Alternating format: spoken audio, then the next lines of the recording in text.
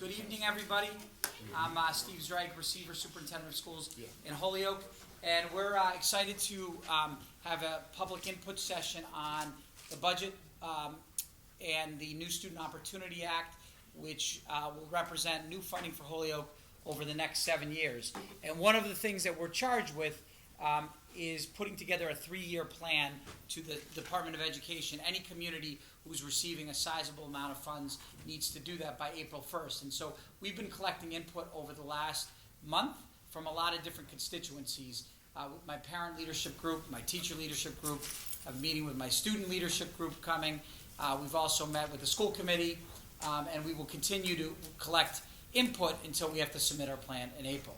But I wanted to start tonight. We're going to give you an overview of the Student Opportunity Act and what it means for Holyoke, so you have the context. And then we're going to give you an opportunity to break out and give us your input. We really want your feedback because we're going to use that information in designing our plan to the state. I do want to start by acknowledging that Aaron Vega is with us tonight, and Aaron was a huge champion and a reason why this got done for the state of Massachusetts.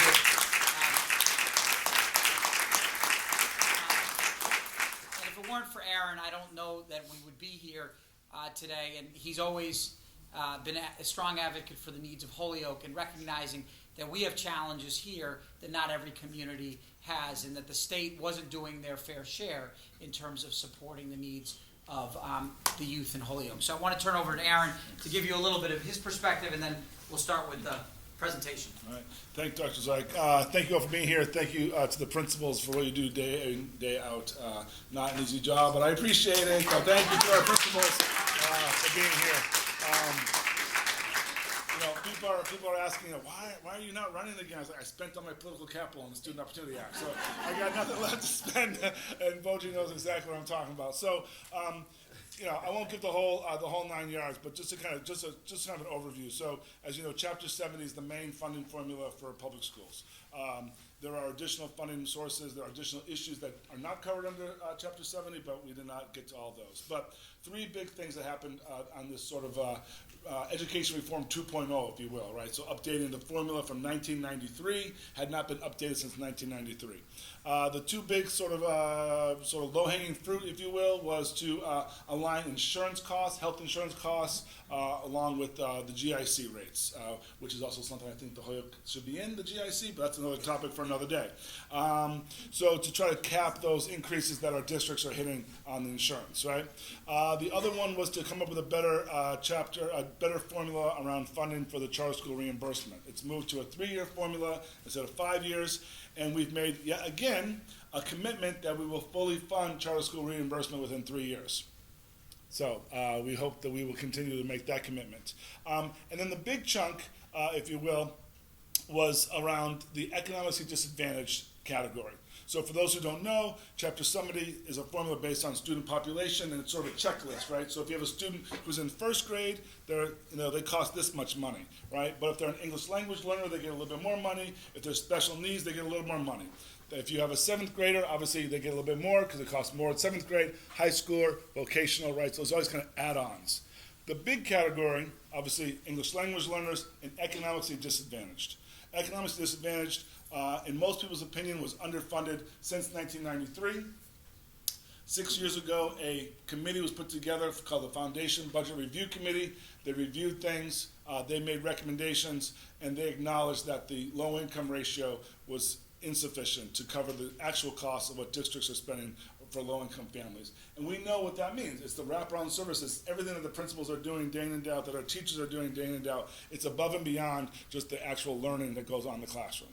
So we fought hard, and we got a really great commitment to look at $1.3 billion additional funding in that line item over the next 7 years. So pretty big win, especially for places like Holyoke, Springfield, Fall River, Lawrence, these gateway cities where, again, unfortunately, poverty is concentrated. And what's good about this is that we now, I think especially in Holyoke, we know what's working, right? So now we're hopefully going to have the funding to continue doing what works and expand those things like pre-K education expansion, dual language expansion, the STEM expansion, what's going on in the high school, more paraprofessionals, more arts, All the stuff that we know works, all the stuff that keeps our kids in school, all the stuff that we don't have the funding for. So, one thing I will say, the presentation today that I believe that Anthony Soto and Dr. Zweig are going to present to you is based on the governor's budget. So the governor has put forth a budget. The governor put forth 14% increase in the economically disadvantaged category for Chapter 70. But one of the big issues that happened in the last 4 years is how we count economically disadvantaged. Some of you may know we changed to a federal way, coming to look at reduced lunch. That ended up taking a lot of kids off the category of being economically disadvantaged. In the Promise Act, which became the ground for the Student Opportunity Act, we were give districts an option to continue using that formula or to do a personal individual count. DESE is coming up with a formula for the state to count economically disadvantaged. What the governor did was put in a 14% increase in that economically disadvantaged line and then added 50,000 kids into that line item, which was good, but he should have done that first and then added 14%. Basically, what does that mean? Holyoke, I believe, is looking at about a $4 million increase above the normal increase that we would have gotten. Should be $7 million. So for Holyoke, we're already seeing a shortfall. So we're going to go with the governor's numbers because it's always good to be conservative and look at worst case scenario. But being in the House, we're going to be taking up the budget the week after school vacation, and I'm sure that we're going to do better, and the Senate will do better. Basically, for the biggest reason, because if we don't get to that closer to that 14%, it's about a $70 million gap right now for the state. If we don't close that, right, for all the math people in the room, that would mean next year we would be 24% behind, which would not be good, right? That would be very bad. So we don't want to be facing that next year. So we're going to try to close that gap. But today we work with the governor's numbers. We try to think about what are the things we could do in Holyoke, especially in Holyoke, to advance what's already the good things that are already going on. And I think what's really important too is just as a side note, with all of you in the room and with Dr. Zweig, and as we put forth this plan and we go through a transition with our leadership, this is the blueprint for that next superintendent receiver to be going by, right?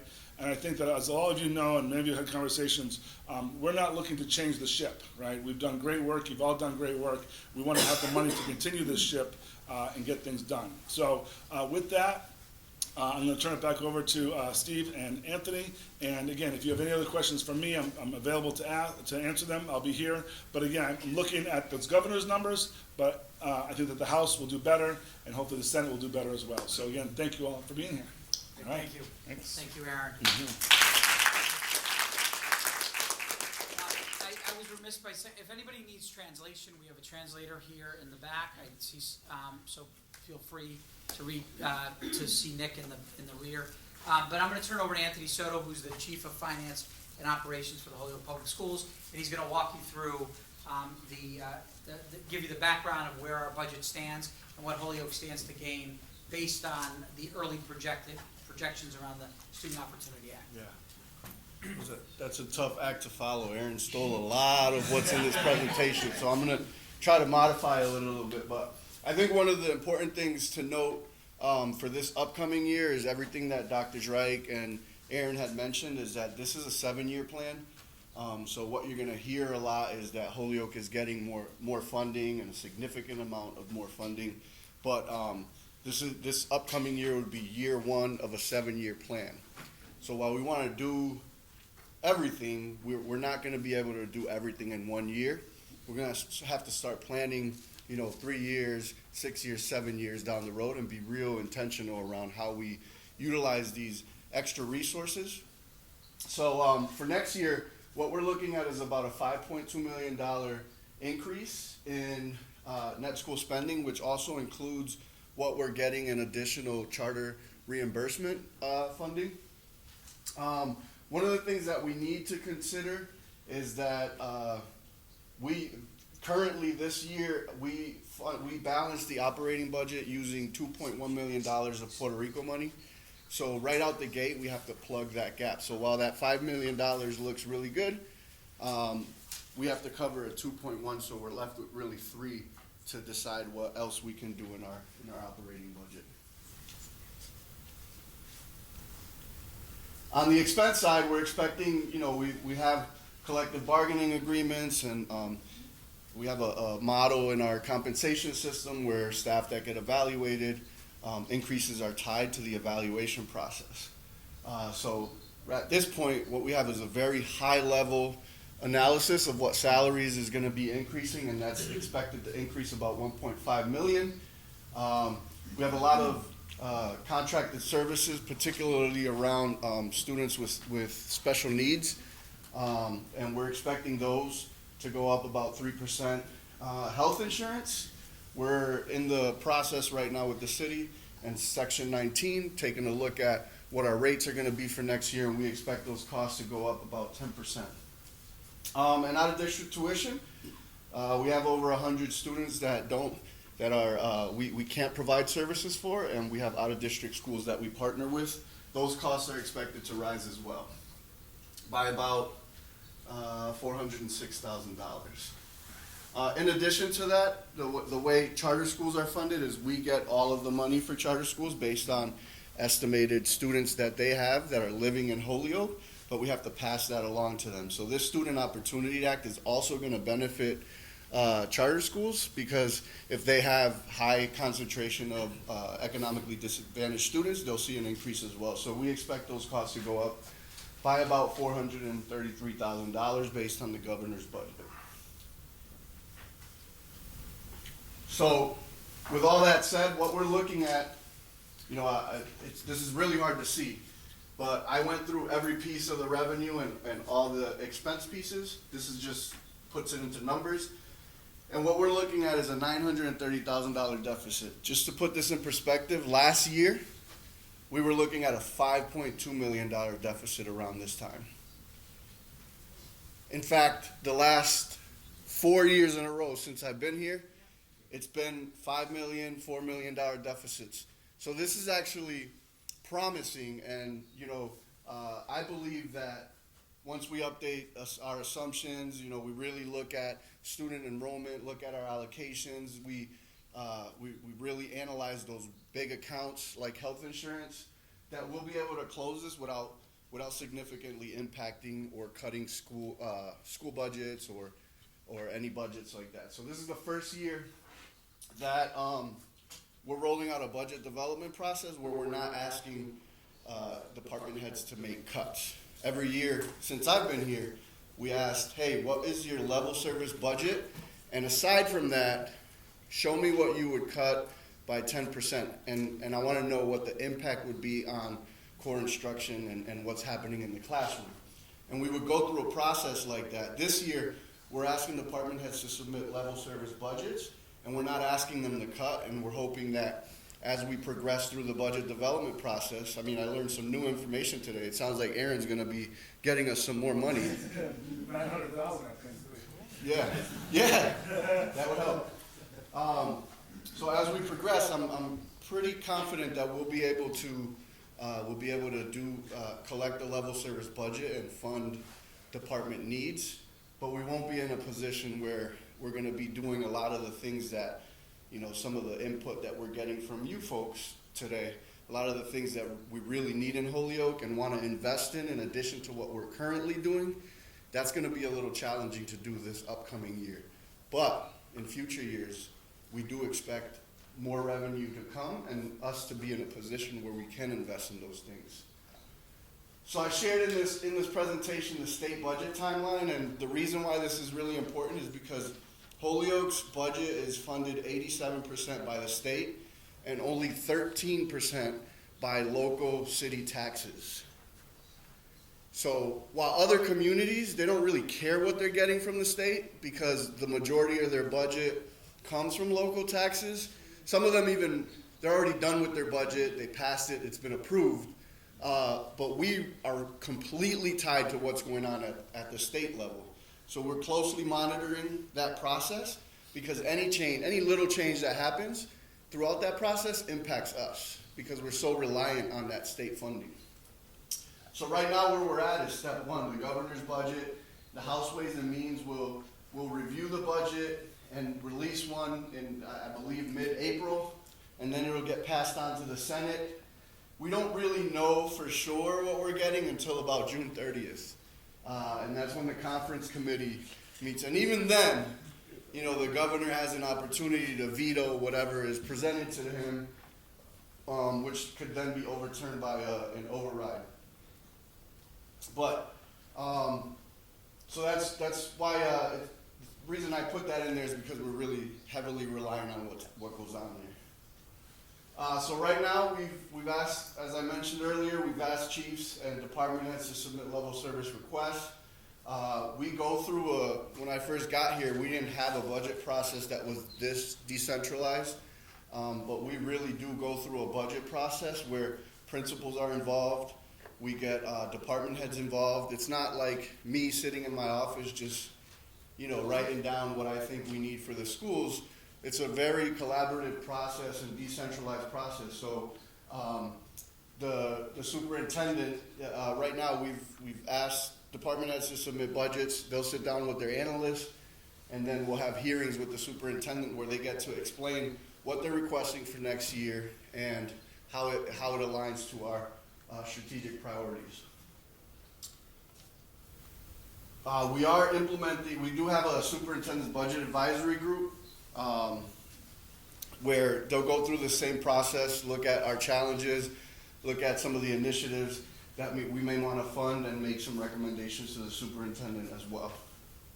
And then schools in April, late March and April, they start developing spending plans, and they look at, you know, their updated enrollment for next year.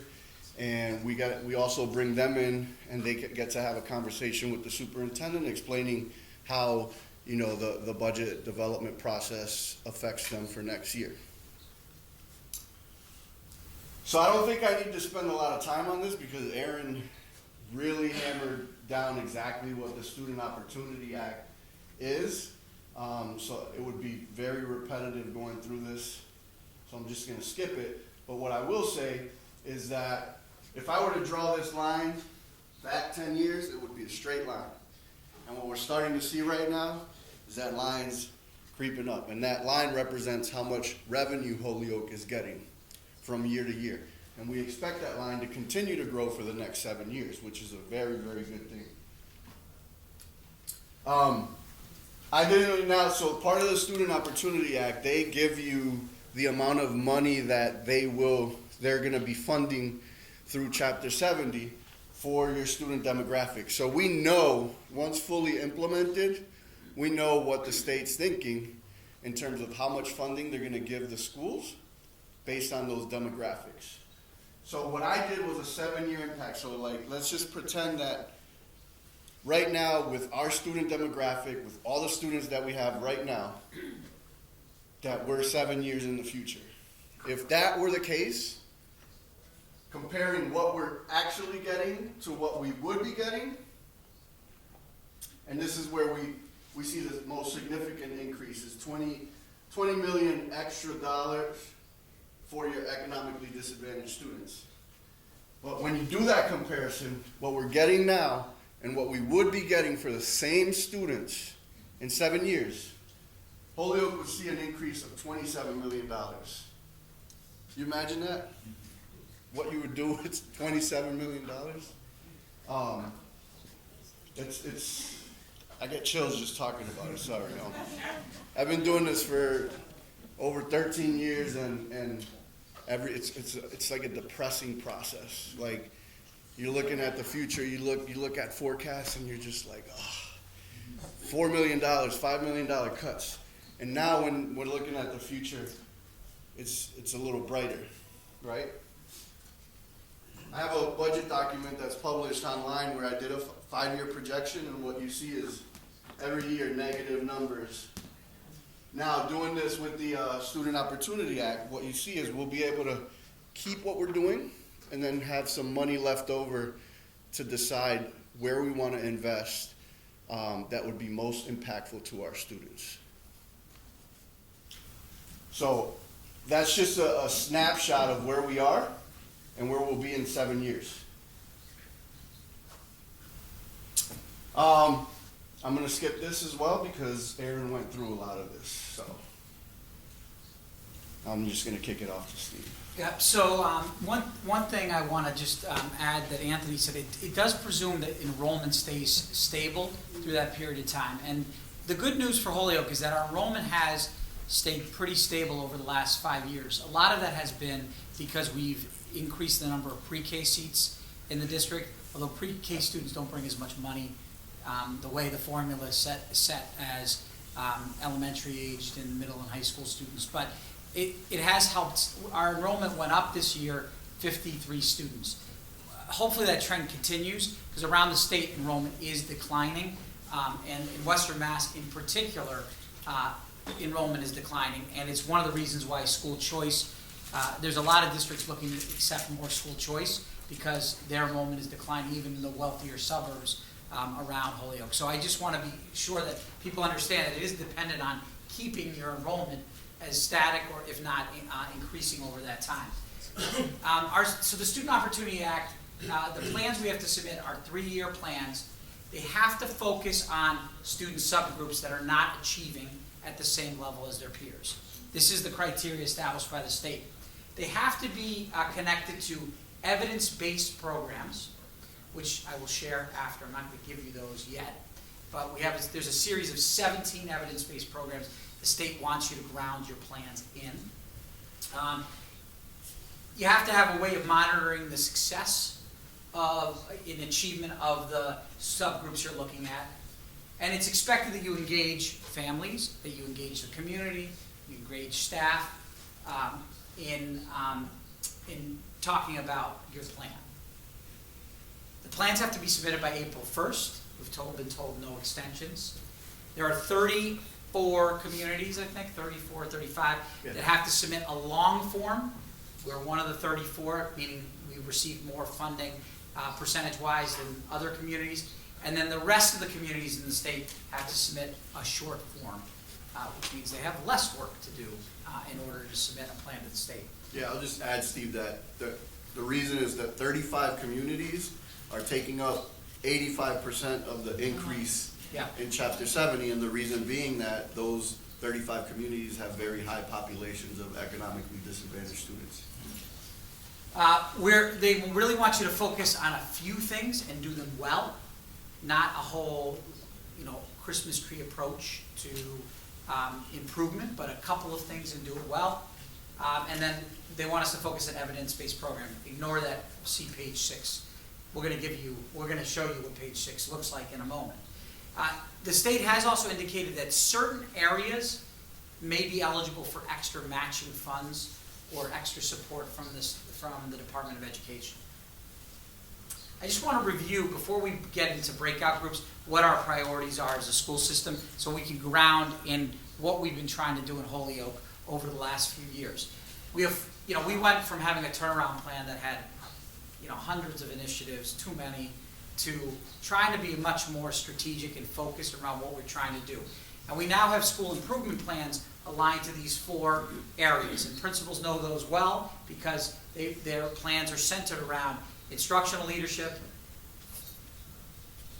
which is about increasing proficiency in reading and math. It's no secret that we've struggled in our reading and math proficiency rates.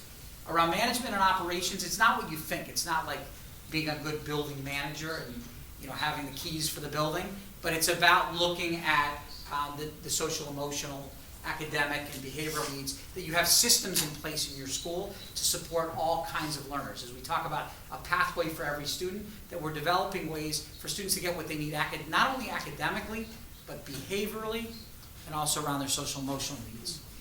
With family and community engagement, our schools are working on how do families feel like they're part of what happens in school. It's not just about having bake sales and family fun nights, but how are you left with information that can help you support your child at home? And is there true two-way communication between home and school? It's not just the blasts of the flyers and the many robocalls we send out that's one way, but is there dialogue back and forth? I can see people frowning at the robocalls. Blame Jose Bo for that. But it's also about the two-way interaction that happens between teachers and families. And what families have told us over and over is they don't want to communicate with the superintendent or a district official. They want to talk to their child's teacher, and they want to be able to have information on how their child's progressing. And then finally, culture. Professional culture is an area we are still really working on as a district. How do we ensure that staff are getting developed and growing and want to stay in Holyoke because they find this is a place they're being nurtured? That's an area that we've been challenged by, and we need to continue to get better. The strategies that we've already put, like 4 years ago, we would have been working on our strategies in June, right? We're already talking about, for next year, it's just building of what we've already started as a system. We're trying to go deep in multi-tiered systems of support, which is how do you build, in layman's terms, that's a lot of educational speak, but how do we build systems in schools where kids are getting what they need, regardless of where they are academically, how they're doing, how they're progressing in math and literacy, what their behavior is like, and then what are their social and emotional needs? Are we a trauma sensitive school district?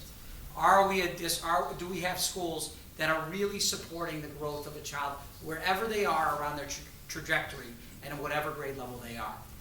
And so we continue to want to build those structures in school. We don't want kids to have to leave the Holyoke Public Schools to get that, whether that's an out-of-district placement, whether that's going to a charter, going to a choice. We want to be able to provide that for a wide range of learners in the Holyoke Public Schools.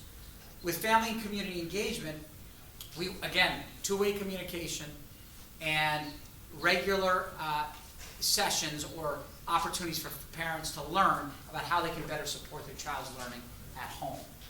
And then finally, around professional culture, we have work to do to improve the professional learning systems that exist. We're working hard at revitalizing. This year, we changed the way we did professional development for teachers by having conference-style professional development. But we continue to hear from people, from teachers, and we hear, it's also true about the profession everywhere, we want to create a place nobody wants to work in a place where they're not developing and growing. And you want to work for an organization where they're feeding your needs to develop as a professional. All right, so now we get to the work. We're going to put you to work. All right, each of you everybody needs to be at a table or get Post-its in front of them now. That's everybody, whether you work for the system or not. And what we're going to ask you to do in the next few minutes is, based on what you know about the district, what you've heard, and you're here for some reason. You are a parent, you're an educator, you are a community member, you know something about our schools, all right? We want you to write as many ideas, we only have a certain amount of Post-its, but as many ideas as you can, all right, about how you would use these extra funds over the next 3 years. How would you allocate them, all right? So this is an independent project. This is not a group project. So everyone should take a moment to do that with the Post-its and pens in front of you. Example that matches what you wrote on your Post-it.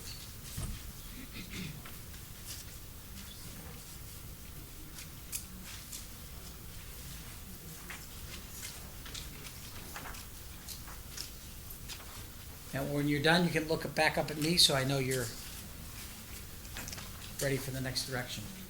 We're going to ask people to break up into groups of 4 or 5. And you can see that there's posters around. I will be passing around markers. Here's where it gets difficult. In your groups, you want to organize people's priorities. And you want to come to an agreement on 3 key priorities as a group. Okay, that's hard when people are coming with a lot of Post-its to the table or to the poster. Yeah.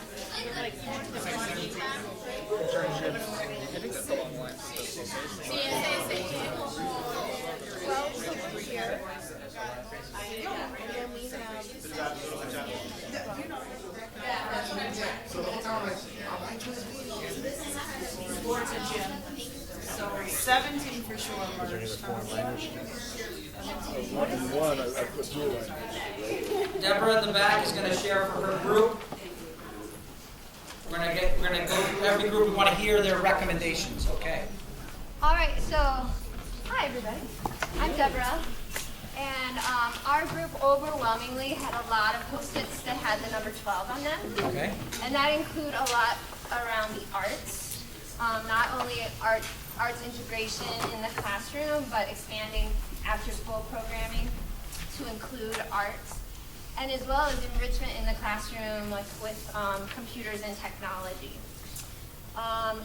Moving on, we also had a lot of number 6. So this has to do with supporting the whole child, and this is like wraparound services, counselors, lowering class size, interventions with the students, and I personally would love to see some mindfulness practice early in the morning every single day. And then moving on, then we had a little mixed bag, but it mostly had to do with expanding the dual language program, which we feel is working really well. For some. Oh, well, I can only speak personally. My son is in the program, and we're really super happy with the results. But maybe there could be more focus on co-teaching, which was explained to me, rather than having 2 different classrooms, have the 2 teachers in the same classroom, and then there's no confusion about, oh, who's in charge of me now. Did that explain that right? This is in co-teaching. I was just thinking about in the regular classes in which they have the EL, the SPED, and the classroom teacher. And I think that the 3 teachers should be as important as the main teacher. And if the 3 of them have the same knowledge, so then the kids will be empowered and the teachers themselves. And also you will have also less problems when someone is out, because the other one can take over. Oh, okay. I Very misunderstood that. Yeah, also, can you just expand on your comment for some, because I want, is it some meaning it's working for some in the program, or meaning that it's not everyone in the district? Not everyone in the district, right? So if you would say, if you looked at Morgan, or if you looked at the Flats neighborhood, right?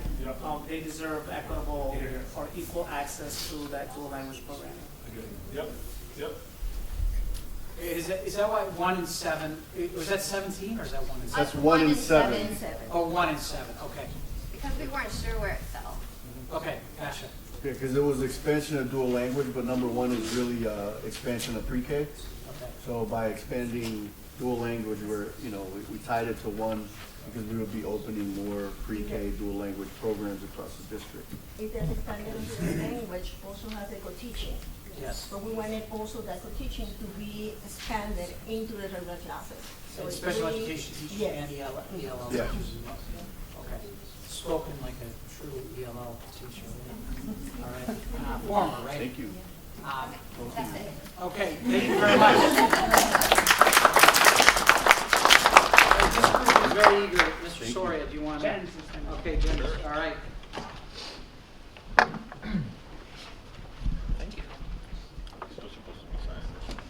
Hey everybody, I'm Jens Michaelson, and our group, we came up with a couple of comparable things with the group over here, and like Deb said, the mental health and social, emotional, and learning support programs, we thought that would be very beneficial to have additional support in those areas to help with the holistic development of the students.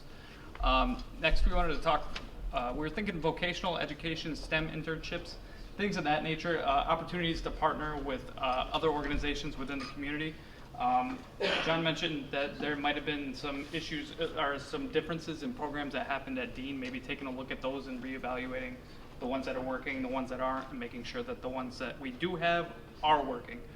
And then finally, we think a full day of pre-K would be good. That helps out a lot for different parents and other situations where they can't do half days of pre-K, and it also leads to more engagement in the classroom and gets them ready for school. And that's what we came up with. Anybody want to add anything to that? Okay, thank you.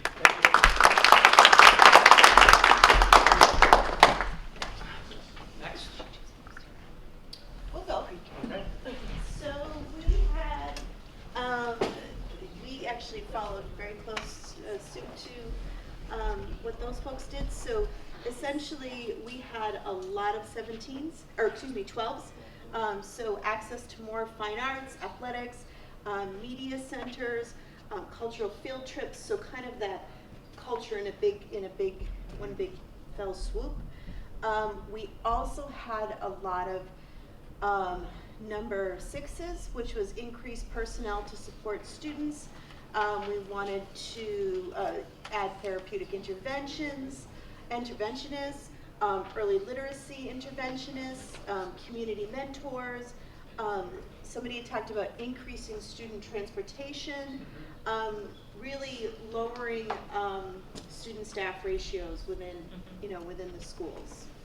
And then admittedly, for number 3, we kind of had to make some decisions. We did have a lot of 17 that kind of had a lot more to do with capital improvements. So we sort of put that under, maybe some other forms of money that's coming. But then we decided to put the rest together and really think about increased opportunities for staff development, support, and retention, and making these opportunities more flexible for staff and at lower no-cost options. Great. Thank you.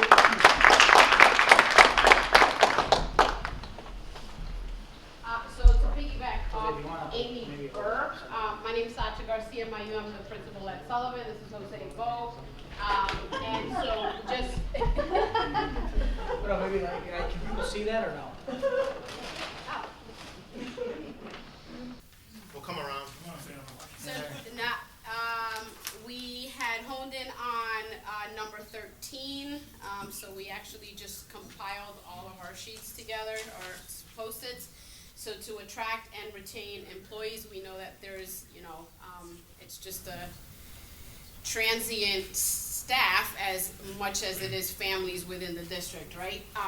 Number 6 has to do with increased personnel and services. And so kind of all that encompasses that. In addition to a transition program for newly arrived families from different countries or islands, like having that 6, 8, 10-week program there and then transitioning to a regular setting is super, super important. And that is something that we had parents in our group that came out as this would have helped us when we came. Number 17 has to do with facilities, facility improvements and beautification. Like, I want to be at my school because it looks nice, right? I want to be at my school because it's clean, it's updated, it just, like, we are in 2020, and that's what my school should reflect, that we are living in 2020. Additional information, no cost to you, mandatory Spanish classes for all employees at HPS. So even though the district is saying, here's some funds, yes, take Spanish classes, that it becomes a required course for employees. We are 85% of our district is Spanish speaking. I mean, it makes sense. And then the second piece is to partner with local colleges to support families in pursuing GEDs and college tracks, so that there's movement not only in the schools with our kids graduating, but there's movement within the families that are here that could get employment and that could really just sharpen their craft or get a craft or get so that our employment rate increases. Thank you. Thank you.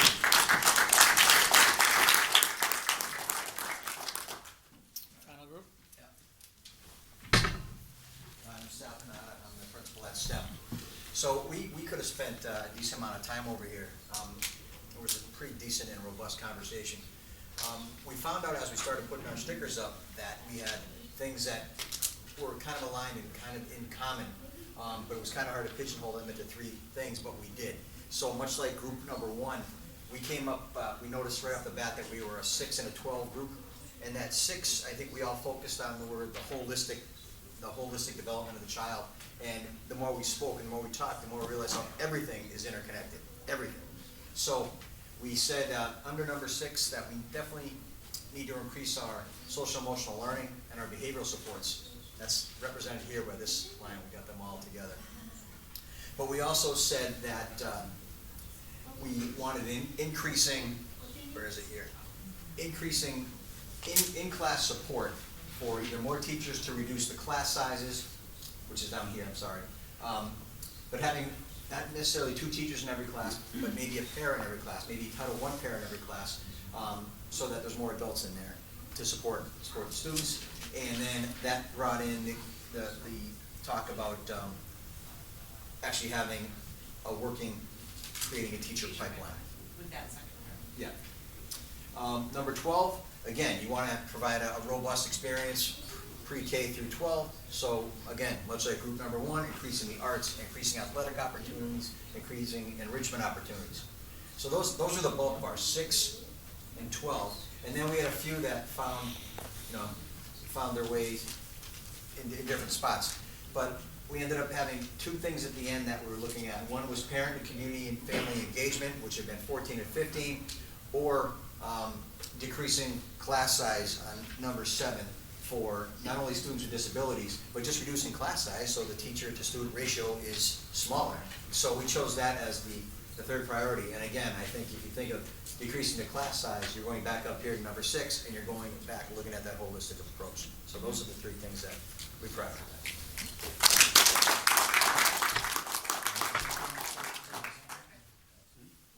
All right, so thank you. This is really helpful, and I appreciate everybody's level of engagement here and all the ideas people shared. Feel free to send us any more ideas. We are going to now, this is really I have a student advisory group next week that we're going to do this same activity with them, and that'll conclude our public engagement process. And we're going to take everything we received. The teachers union also sent out a survey to all teachers, and Pete McAndrew told me they got a pretty good response, and we're going to take their data as well and put it together so that we can see where where the recommendations really fall across the district. And then we're going to take that and put together a plan that we'll share publicly around April 1st. We'll also share it with the school committee in our upcoming meeting that's scheduled for 2 weeks, but we may push it back because of the need to spend more time putting together our plan. Just because what we put in our plan doesn't mean that it can't be changed, right? And so Anthony said there may not be a lot of extra funds for next year, although we'd like to do a lot of the things. I always want to do more than what we're able to do. And I'm leaving at the absolute wrong time because money's coming in as I'm leaving. And after 5 years of just cutting. So it's exciting. It's an exciting time, but and nobody should feel that we're locked in because things do shift. And the state has said that people can revise their plans and their ideas. We already feel like we've taken some steps already this year towards addressing some of the things that have come up. Like just today or this week, we've launched trauma counselors at 4 schools. A counselor with a paraprofessional at 4 of the elementary schools that have very high needs of students who are struggling with mental health challenges. So Sullivan, Kelly, Morgan, and Lawrence. And we posted these positions back in December. It's taken a few months to get everybody staffed. But we're excited to look at what that model will do. It speaks to the mental health SEL supports and programs. And we did that this year because we knew money was coming in, so that we knew we could take this step already this year. But there's a lot of things that we need to do as a system. Any one of those 17 are items that we need. And I don't think anybody in this room would disagree that our kids deserve better. And I'm excited about the work Aaron Vega did has put us on the right path. And I'm hopeful that you're going to find even more money for us for next year. But with an additional $27 million or so over the next 7 years, the prospects are positive. It looks good, and it's finally funding our schools in the way they need to be. So let's give it up again for Aaron. I'm glad many of our principals were here to hear some of the ideas. and as they shape their own budgets, and I really appreciate our school leaders being here today, as they shape their own budgets, that they think about these evidence-based priorities moving forward. I do want to just ask that if you have not signed in, that you do sign in before you leave. And I want to wish you all a very wonderful evening. Go vote if you haven't done so as of yet. Is it time? You got half an hour to get out and vote.